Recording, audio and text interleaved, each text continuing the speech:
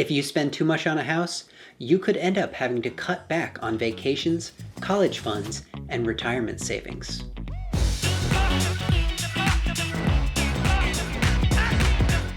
Hello and welcome to Practical Personal Finance, where you get the information you need to understand and succeed with money. I'm Andrew Shear, and one of the first steps to purchasing a home is determining what you can afford. There are 3 steps to determining how much you can comfortably spend on a home, and likewise, this video will be divided into 3 parts that are roughly 5 minutes each. In part 1, we'll look at the 5 different areas your monthly housing budget will cover. In part 2, we'll determine what your monthly housing budget is using your income as a starting point. And finally, in part 3, we'll plug in some numbers and put it all together to get our final answer. Remember to give this video a thumbs up, and if you're new here, then hit that subscribe button. You're about to learn something new about money. Before we do any calculations or plug in any numbers, it's important to define what your housing budget will cover. Many people believe that your monthly housing budget should equal your mortgage payment. But if you're only looking at your mortgage payment, I feel like you could be setting yourself up for failure. There are a lot of other factors that could impact your housing costs on a monthly basis. So in this video, I'm going to account for 5 different expenses you're likely to encounter. They are your mortgage payment, which includes both principal and interest, property taxes, homeowners insurance, private mortgage insurance, and homeowners association fees. Let's take a look at what each of these different expenses cover and why it's important to factor them into your housing costs. We'll start with your mortgage payment. This is the amount of money you pay your mortgage lender every month. It includes both principal and interest payments, and it will most likely be the lion's share of your monthly housing budget. Your mortgage payment hinges on the term you select and the interest rate you are given. The most common term lengths are 15 and 30 years. A longer term can mean lower monthly payments, making expensive properties more affordable on a monthly basis. But it can also mean a higher interest rate and a substantially higher amount of total interest paid over the course of the loan. The interest rate you're given will depend on your credit score, your total monthly debt payments, and the loan term you select.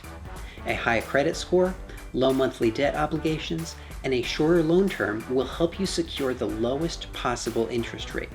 And a low interest rate will save you thousands of dollars in interest fees. Next is property taxes. This is the money you're going to have to pay your local government as a homeowner. It goes to pay for local services like public schools, parks, and police and fire departments. Property taxes will vary based on the location and the assessed value of your home. Assessed value is the valuation that the local government has decided on for your property. Typically, the assessed value is lower than the market value, which is the price you'll pay for the property. Property taxes are calculated annually by multiplying your assessed value times your local property tax rate. Local property tax rates can range from 0.5% to more than 2%, depending on where you live. Your property taxes might only amount to a couple $100s per month, but in certain areas, it's not uncommon to see monthly property tax bills of $500 or even $1,000. Third is homeowners insurance. This type of insurance will protect you from a wide range of financial risks. It will pay to replace your stuff if it's stolen or destroyed for reasons beyond your control. It will cover medical expenses for guests who suffer injuries while visiting your home. And most importantly, it will cover the cost of fixing or rebuilding your home if a disaster strikes. The cost for homeowners insurance varies, just like property taxes, based on the value and location of your home, but prices are relatively consistent across the board. Fourth is PMI, or private mortgage insurance. This is an insurance policy that you may need to purchase on behalf of your mortgage lender. It covers your lender in case you default on your mortgage and they need to foreclose on your home. Whether or not you'll be required to purchase PMI depends on your down payment. If your down payment is less than 20% of your home's purchase price, you can expect to pay for PMI. If your down payment is 20% or more of your home's purchase price, you don't need to worry about it. The annual cost for PMI is calculated by multiplying your total mortgage amount by a certain percentage. That percentage varies based on a number of factors, including your credit score, your total monthly debt payments, and your actual down payment percentage. Last but not least is Homeowners Association, or HOA, fees. If your home is located in an area that's governed by a homeowners association, you can expect to pay HOA fees every month. These fees pay for a variety of different services. I'm talking about landscaping, trash removal, snow plowing, and exterior building maintenance. Sometimes these fees also cover utilities like water, gas, electric, and internet access. And quite often, they pay for a property management company to manage every aspect I just described and enforce any HOA rules. HOA fees can range from $25 or $50 per month, all the way up to $700 or $800 per month. And to be honest, I wouldn't be surprised if they went even higher than that. It all depends on where you live and what's included.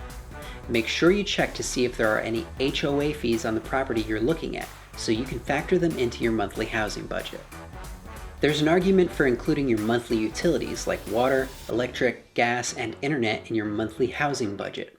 I can't argue that these utilities are essential to keeping your household running, but I personally choose to omit them because unlike the 5 expenses I just discussed, the money you pay for utilities is not paying for the home itself. Step 2 in determining how much you can afford is determining your monthly housing budget. There's no shortage of ways to think about how much you should spend on housing every month. Most methods involve reserving a specific percentage of your monthly income for your housing costs. But does that mean your income before or after taxes? And what percentage? On the conservative end of the spectrum, you've got people like Dave Ramsey. Dave will tell you to spend no more than 25% of your income after taxes on housing. On the other end of the spectrum, you've got mortgage companies who want you to spend as much money as possible on housing. They might approve you for a monthly mortgage payment of 40 or even 50% of your income before taxes, and that would definitely put you in a bind. Let's settle the before tax versus after tax debate first. Income taxes can vary widely from state to state in the US. Depending on where you live, you might be paying 10% state income tax, or you might be paying no state income tax at all. On top of that, everyone's tax situation is different. If you're single making $100,000 per year, you'll be paying a lot more in taxes than a married couple making $100,000 per year combined. For those 2 reasons, it's best to use your after-tax income when determining your housing budget. Specifically, we want to look at how much you take home every month, on average, after taxes, but before any other deductions. So before things like retirement contributions, health insurance, and anything else taken out of your paycheck besides taxes. We're going to ignore those other deductions when calculating your monthly housing budget. Determining your monthly income after taxes is pretty simple. You can always calculate it the old-fashioned way by using your paycheck, multiplying to get the total for the entire year, and dividing by 12. But I prefer to use a paycheck calculator. If you're following along, head on over to Smart Assets Paycheck Calculator. I'll leave a link in the description of this video. Start by selecting your marital status in the top left corner. Next, enter your city and state in the location box. Enter the number of dependents you'll claim in the dependents box, and set the pay frequency to monthly, since we want to know how much, on average, you'll take home every month. To be conservative, leave the allowances set at 1 for federal, state, and local. Now it's time to enter your salary. If you're paid hourly, this will take just a little bit of math. All you need to do is multiply your hourly wage times the average number of hours per week that you work times 52, since there are 52 weeks in a year. As an example, let's say I make $24 per hour and I work 40 hours per week. I multiply $24 per hour times 40 hours per week times 52 weeks per year, and I get $49,920 per year. That's the amount I'll use for my salary. If you're married, it's important to add both your salary and your spouse's salary together to get an accurate estimate of your household income. For example, let's say I make $45,000 per year and my wife makes $57,000 per year. Add those two together and I get $102,000 per year combined. That's the amount I'm going to put in the salary field up at the top. And as you can see, my estimated monthly take-home pay is $6,544.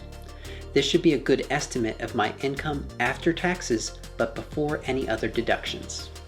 Next, I need to determine what percentage of my income I can comfortably dedicate to my housing costs.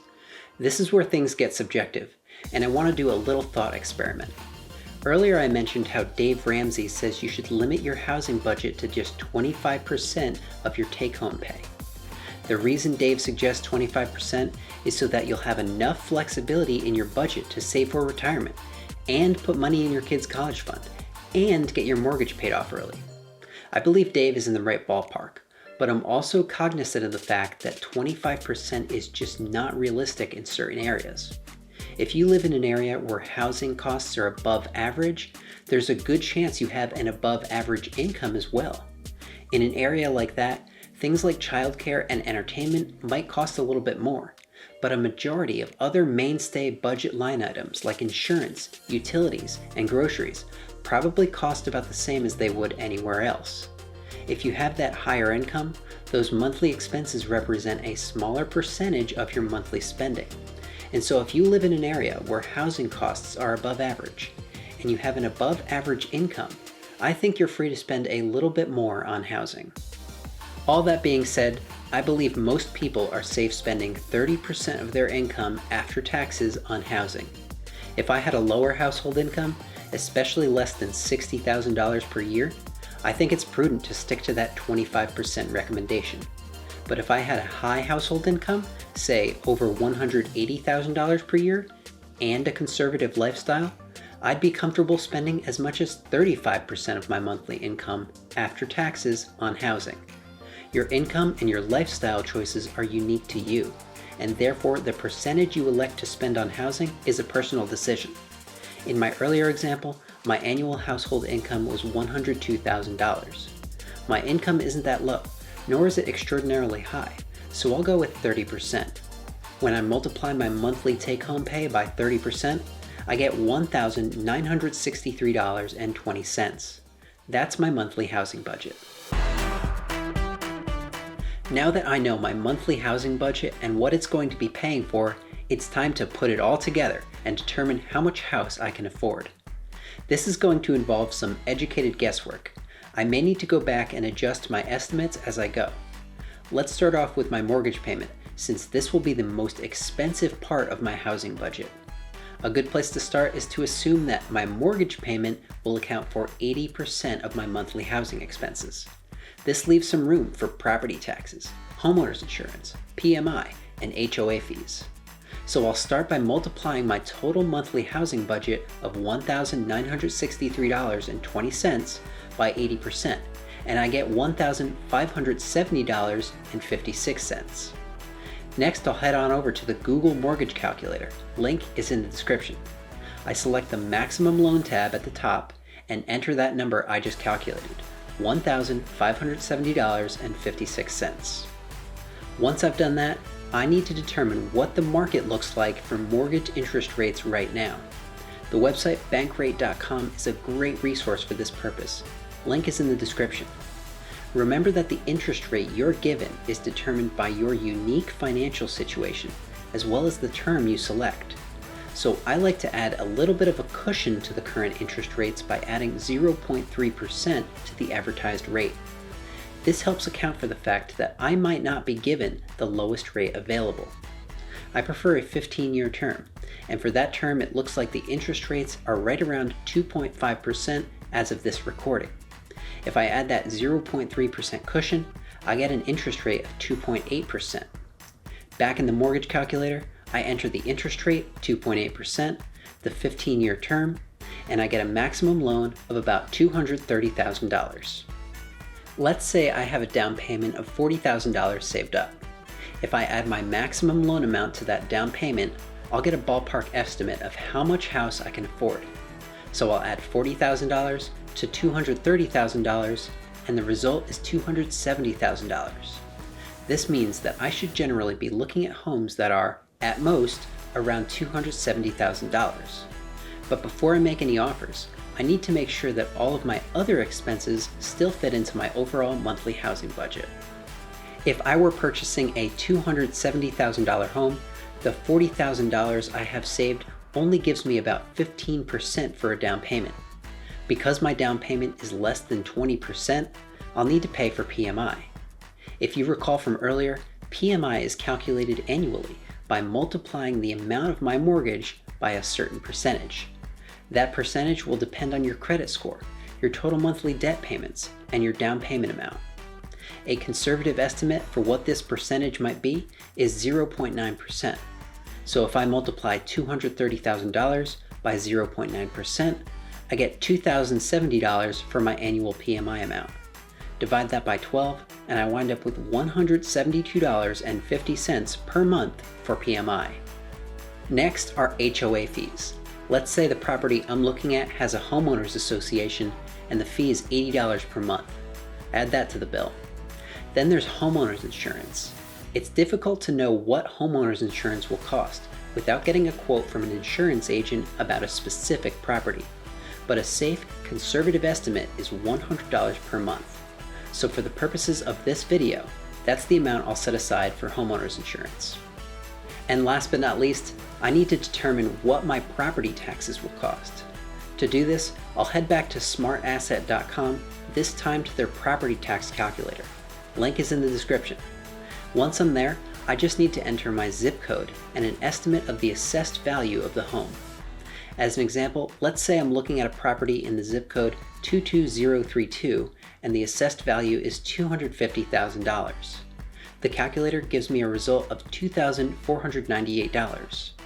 To find out what that will cost me monthly, I divide by 12 and I get $208.17 per month. The assessed value of a home is generally a little bit less than the market value, and you should be able to find the assessed value in the listing. But if you aren't sure what it will be, just go with the purchase price of the home for a conservative estimate of your property tax bill. So I've got my monthly mortgage payment, which is $1,570.56, my property tax bill of $208.17, my homeowner's insurance for $100, my HOA fees for $80, and $172.50 for PMI. Add all those up and I get $2,131.23. That puts me over budget by about $168. I'd be at about 32.5% of my monthly take-home pay. I'm not over by that much, so if I really like the property, I'd probably just go for it. After all, once I've got 20% equity and PMI goes away, I'll be right on target. But if I really want to stick to my budget and keep it under 30%, I'd have to make some changes to the formula. I could look for a less expensive home to cut down on my property taxes. I could try for a longer term on my mortgage, maybe 20 years instead of 15, to lower my mortgage payment. Or I could save up a little bit more of a down payment to avoid having to pay PMI. All of these are possible options for making my budget work, but it will definitely take some trial and error to make that happen. If you'd like to do some of the calculations I did in this video, I created a spreadsheet that you can download that does all the heavy lifting for you. It'll take care of calculating your salary if you're an hourly worker, your monthly housing budget, your property tax, and more. You can access the spreadsheet by clicking on the link in the description. Once you've got it open in Google Sheets, go to the File menu and select Make a Copy. This will save a copy to your Google Drive that you can edit. So, how much house can you afford? Would you change any of my recommendations? Let me know in the comments.